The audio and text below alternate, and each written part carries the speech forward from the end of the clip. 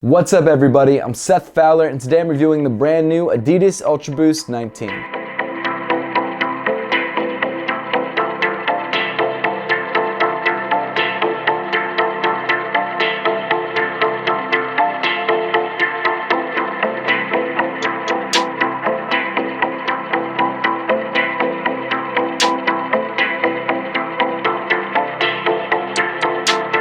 About a month ago, I made a video on a leaked image of this Ultra Boost sneaker, and at the time, we weren't sure if it was going to be the next iteration of the Ultra Boost. To put it nicely, reception to that image was mixed. And then a couple weeks later, Adidas officially announced this as the Ultra Boost 19, and people were still skeptical, but they were definitely warming up to the idea. I've been a huge Ultra Boost fan since the beginning. My first pair, I think, was the Ultra Boost 1.0s in 3M, and that was actually before I even started the channel. And ever since 2015, the Ultra Boost has been one of my favorite silhouettes. So with that being said, I was definitely disappointed when I first saw this sneaker. I didn't think it lived up to the aesthetic glory of the previous Ultra Boost. The Ultra Boost 1.0 through the 4.0 were arguably some of the best looking lifestyle runners on the market. And even though the Ultra Boost wasn't the best performance running sneaker in the world, it was still insanely popular because of how it looked. And at the time in 2015, and even arguably up until this point, the Ultra Boost has been one of the most comfortable sneakers available. So it looks like Adidas is finally done embracing the beloved old silhouette of the Ultra Boost and is forging ahead with a more performance-driven version. Which, to be fair, was always the original intent of the Ultra Boost. It was a performance runner at heart, but I can tell you from personal experience that everyone that I knew that was a sneakerhead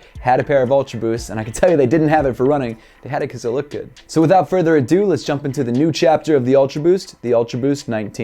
So the Ultra Boost 19 is the first time an Ultra Boost has received a complete redesign since it first came out in 2015. As you could probably already tell, there are a lot of big differences, the first of which can be found on the upper. So like previous Ultra Boosts, the Ultra Boost 19 does utilize a full primeknit upper. However, different from previous Ultra Boosts, this time around it's primeknit 360. Primeknit 360 is a new kind of primeknit that wraps all the way around the foot and in theory provides better support and better comfort. Obviously the knit pattern as well has also changed, not only on the toe but also along the side of the sneaker. As you can see, the primeknit has this color split right down the side of the shoe. The base primeknit color comes in black and has sort of a smooth texture to it. And then the upper half of the primeknit has some white woven in, which has a much more rough texture. So after wearing the shoe for a couple hours, I've got to say this primeknit is not as stretchy as something like the Ultra Boost 3.0 or even the Ultra Boost 4.0, but I do love the way that it feels. Most of the previous primeknit variations were very soft and almost felt too stretchy at times. Primeknit 360, on the other hand, while not as stretchy, provides a lot more support and is still very soft. I don't love the aesthetics of this new primeknit upper, but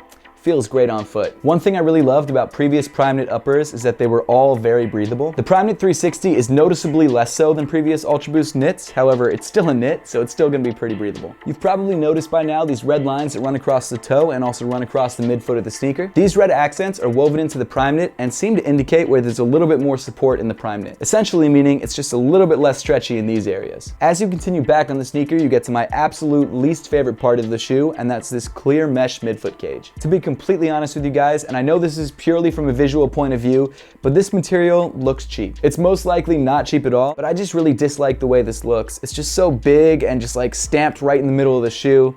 Ugh, I'm not a fan. It is, however, lighter than previous midfoot cages, and because it's thinner, it does provide a slightly better fit around the midfoot. But this is the one thing on the shoe that I just really don't like. It just looks like it was slapped on the side of the shoe, like it was an afterthought. It most likely wasn't. I'm sure they put a lot of time and effort into this midfoot cage, but that's just what it feels like. I shouldn't beat up on it so much because honestly, it does feel good on foot, and that's obviously what they were going for, more so than aesthetics, but the Ultra Boost has always been one of my favorite looking shoes aesthetically, and this just kind of seems like a step backwards. Weaving through the midfoot cage, you've got these clean, flat white laces, and then at the top of the tongue, you've got this matching white Adidas tag. Before we actually get inside the sneaker itself, there is a pretty major change around the ankle collar of the shoe. Unlike previous Ultra Boosts that had a very padded and pillow-like ankle area, the Ultra Boost 19 definitely opts for a more minimal approach. You no longer have any padding on the tongue, instead you've got this raw primeknit 360 edge, and that edge actually wraps all the way around the ankle area. The best way that I can think to describe this new ankle area is that it looks like previous Ultra Boost, however it feels like an NMD. Moving inside the shoe, you've got this relatively well padded black sock liner around the heel. The heel is definitely more structured than previous Ultra Boosts, which is absolutely a good thing for performance running. As for just lifestyle wear, however, you probably won't notice too much of a difference. With the rest of the upper though, your foot is just resting against raw primeknit, which is pretty much exactly what you had on previous Ultra Boosts. And then rounding off the inside of the shoe, you've got this red insole with this bubbly Boost text. As for sizing, this neutral runner fits pretty much true to size, at least for me. It definitely has a more snug feel around the midfoot and the toe of the sneaker, which at the end of the day, I actually think I prefer. Also, because the ankle area is so stretchy, it's really easy to get your foot into the shoe. If you're planning to pick up a pair of the Ultra Boost 19s, I would suggest going with your standard Ultra Boost size. However, if you have the chance to try on the shoe first before you buy it, I definitely suggest doing that to make sure the sizing is right for you. Continuing back on the shoe, you get to another defining feature of the Ultra Boost 19 that Adidas is dubbing the 3D heel frame.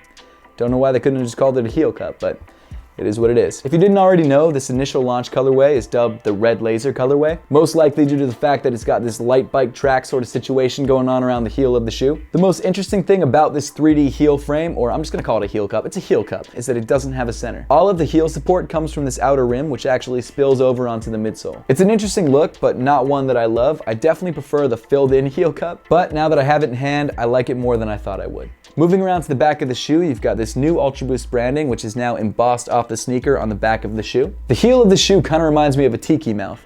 I don't know what it is. Then moving down the sneaker, you get to a very welcome addition, the brand new Boost midsole. Now you may be looking at this midsole thinking, wow, did that get chunkier? And you know what? You'd be right. This new Ultra Boost 19 midsole has 20% more boost than previous Ultra Boosts. So when you actually compare it to previous Ultra Boosts, there's a very noticeable difference in size. I know they say size doesn't matter, but with Ultra Boosts, it does. The difference in comfort isn't night and day, like it's not some incredible change, but it's definitely noticeable and it's definitely something that I prefer. In addition to that, they've also removed the shine from the Boost and given it a matte textured finish. These speed lines along the side of the midsole are also a lot sharper and a lot more aggressive, which honestly, I think I prefer because it defines the shape of the midsole a lot more clearly. One of the big things about the Ultra Boost 19 is that they've taken all the things that they've learned from previous Ultra Boost models and previous Adidas running sneakers and incorporated it into this new Ultra Boost. To me, this Ultra Boost more closely resembles the AM series than it does any other Ultra Boost, and that becomes very apparent in the overall shape of the midsole. At first, I wasn't a huge fan of the fact that the heel cup spills over onto the midsole,